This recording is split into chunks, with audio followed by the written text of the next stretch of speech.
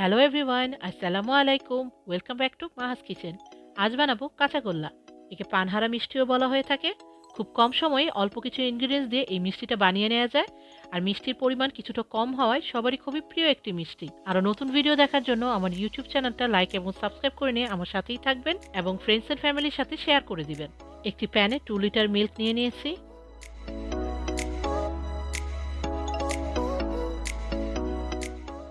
এবার মিল্কটা একটা বয়েল না আসা পর্যন্ত ওয়েট করব।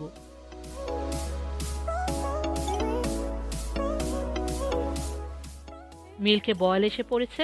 অ্যাড করে দিচ্ছি ভিনেগার মিক্স। এতে 4 টেবিল স্পুন ভিনেগার এবং 4 টেবিল স্পুন ওয়াটার মিক্স করে নিয়েছি। ভিনেগার মিক্সের সাথে মিল্কটা ভালোভাবে মিক্স করে নিব।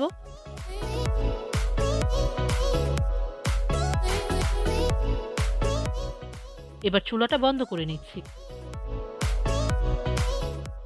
একটি সিভের উপরে পাতলা কাপড় দিয়ে ছানার পানিটা ঝরিয়ে নিব এবং ঠান্ডা পানি দিয়ে ভালোভাবে ওয়াশ করে নিব, যাতে ভিনেগারের স্মেল না থাকে। কাঁচাগোল্লার জন্য ছানাটা অবশ্যই ফ্রেশ হতে হবে বা সেম দিনে বানিয়ে নিতে হবে। এবার ছানার পানিটা হালকা চেপে ঝরিয়ে নিয়ে ছানাটা একটি প্লেটে নিয়ে নিচ্ছি। এবার ছানাটাকে 2টি ভাগে ভাগ করে নিয়ে হাফ একটি সেপারেট প্লেটে নিয়ে নিচ্ছি। হাফ ছানার সাথে অ্যাড করে দিচ্ছি 2 টেবিল স্পুন চিনি। এবার ছানার সাথে চিনিটা খুব ভালোভাবে মিক্স করে নিতে হবে।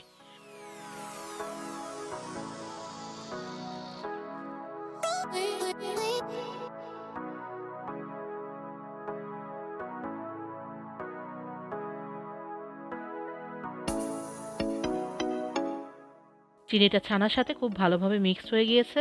আপনারা স্বাদ মতো চিনিটা কম বেশি করে নিতে পারেন। এবার লো টু মিডিয়াম হিটে একটি প্যানে চিনির সাথে মিক্স করা ছানাটা অ্যাড করে দিচ্ছি। এবার ছানাটা অনবরত নেড়ে চেড়ে কুক করে নিতে হবে যতক্ষণ না পর্যন্ত চিনি থেকে যে এক্সট্রা পানি বের হবে তা শুকিয়ে না যায়।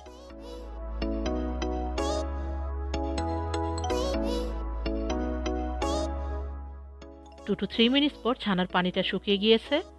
এবার অ্যাড করে দিচ্ছি 1/4 কাপ কনডেন্স মিল্ক। সবকিছু একসাথে মিক্স করে অনবরত নেড়েচেড়ে কুক করে নিব।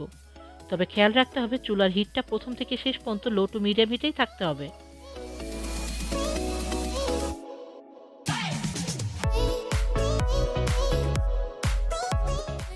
6 to 8 মিনিট পরে যখন ছানাটা প্যানের গা ছেড়ে আসবে, তার মানে ছানাটা রেডি হয়ে গিয়েছে। এবার ছানাটা নামিয়ে নিচ্ছি। একটি হ্যান্ড স্প্যাচুলা দিয়ে ছানাগুলোকে হালকাভাবে মিক্স করে নিচ্ছি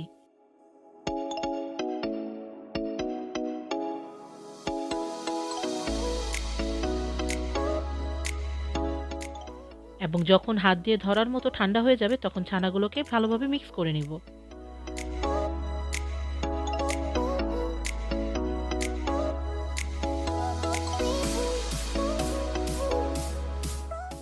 তবে খেয়াল রাখতে হবে ছানাগুলোকে হালকা করে মিক্স করে নিতে হবে, পুরো মথে নেওয়া যাবে না। একটি সেপারেট বলে কিছু পাউডার মিল্ক নিয়ে নিয়েছি।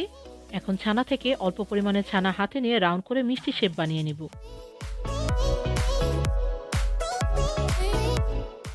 এবার ছানাটাকে পাউডার মিল্কে গড়িয়ে নিচ্ছি। একইভাবে বাকিগুলোও বানিয়ে নেব।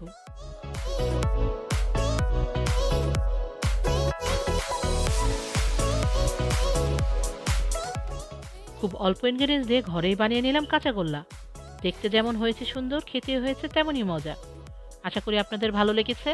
ভালো থাকবেন সবাই। আল্লাহ হাফেজ। Thanks for watching my video. আশা করি আপনাদের ভালো লেগেছে। যদি ভালো লেগে থাকে লাইক করুন এবং সাবস্ক্রাইব করে আমার সাথেই থাকুন। বেল বাটনে ক্লিক করে নতুন আপডেটের অপেক্ষা করুন। থ্যাংক ইউ সবাইকে।